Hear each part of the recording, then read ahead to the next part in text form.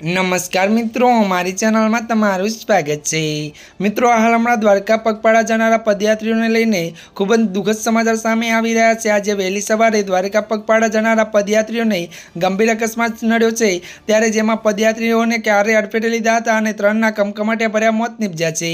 જ્યારે એક ઇજાગ્રસ્તને સારવાર અર્થે હોસ્પિટલ ખસેડવામાં આવ્યો છે, તો મળતી માહિતી અનુસાર આજે વહેલી સવારે જામનગર દ્વારકા હાઈવે પર નાની કાવડી નજીક એક કાર ચાલકે પદયાત્રીને અડફેટે લીધા હતા, જેમાં 3 પદયાત્રીઓના ઘટના સ્થળે જ મોત નીપજ્યા હતા। તો આ બનાવને પગલે રાહદારીના ટોળેટોળા ઘટના સ્થળે એકઠા થઈ ગયા હતા। તો આ અંગેની જાણ પોલીસને કરવામાં આવતા પોલીસ અને 108ની ટીમ ઘટના સ્થળે દોડી આવી હતી।